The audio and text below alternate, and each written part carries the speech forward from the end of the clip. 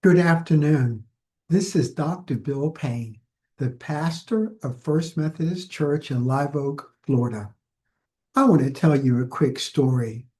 In the early 1990s, I was assigned to a Marine Corps battalion in Okinawa, Japan. I loved those days. I loved the camaraderie and everything to do with serving with Marines.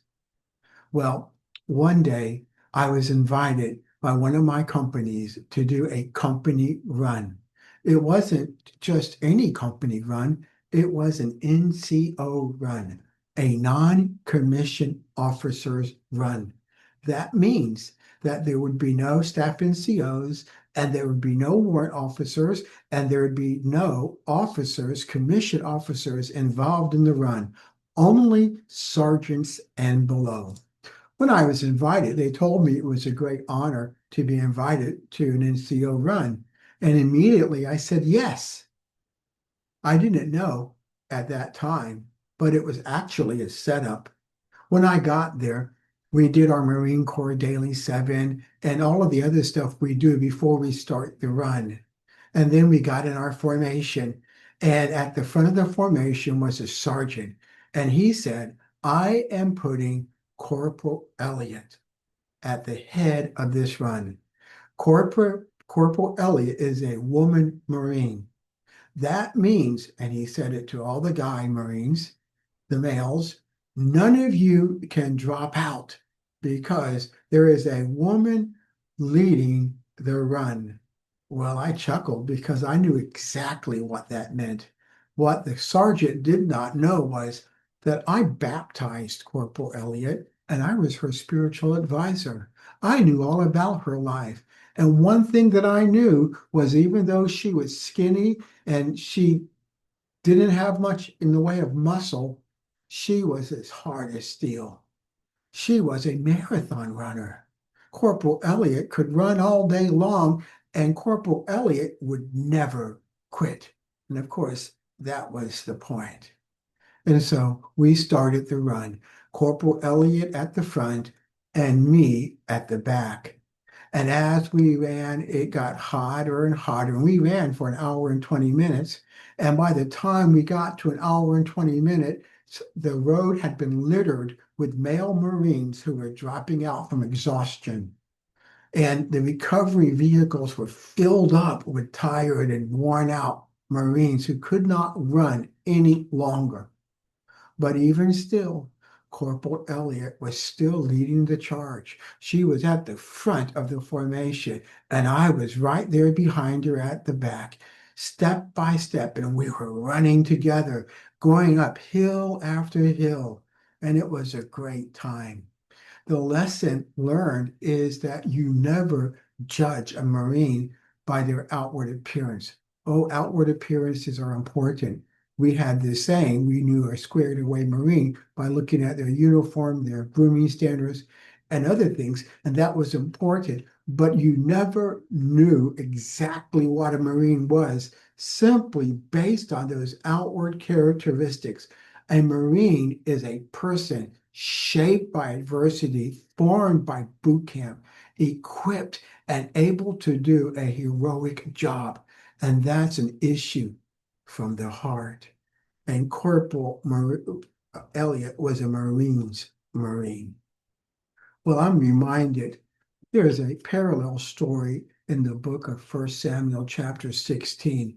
In this book, God had chosen Saul to be king, but Saul's heart was not right with God.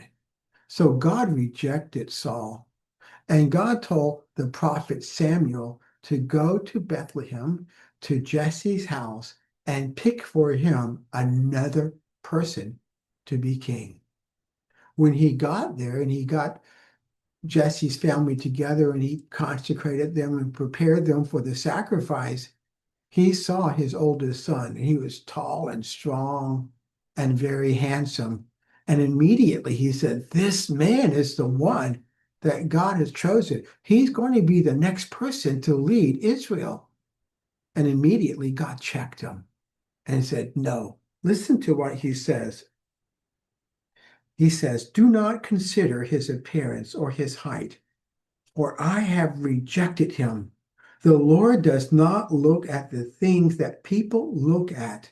People look at the outward appearance, but God looks at the heart.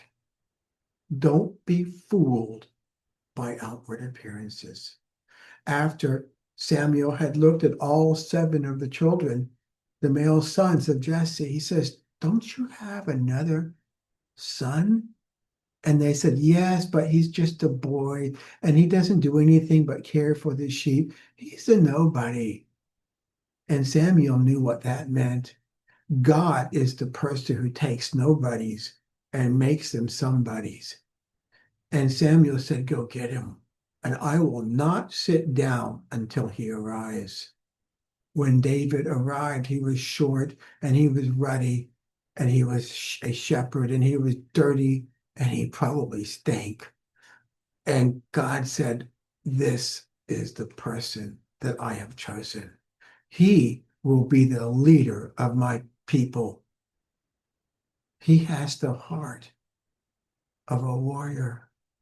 God calls him a man after his own heart. He saw a boy that could be used, a boy who could be molded, a boy who had the potential to become a giant in the sight of God.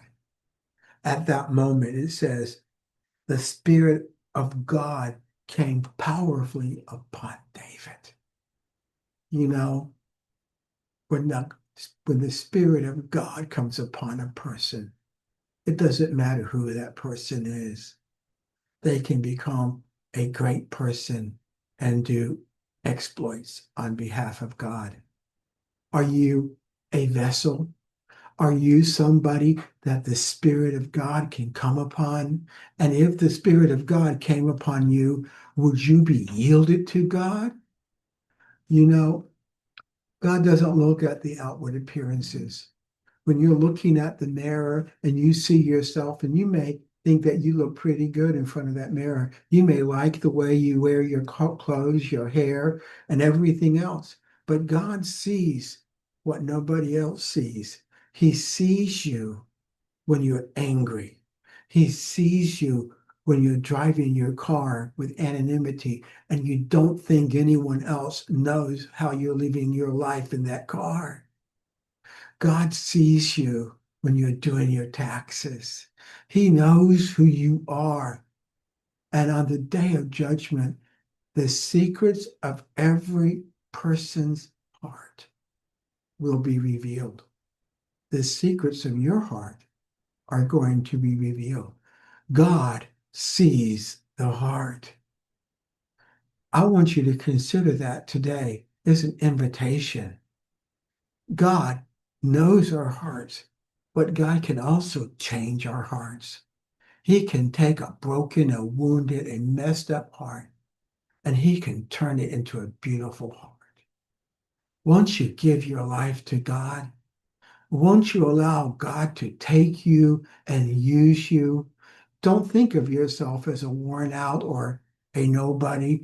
Think of yourself as a person that God can take in his hands and use for his own glory. God has a plan for your life.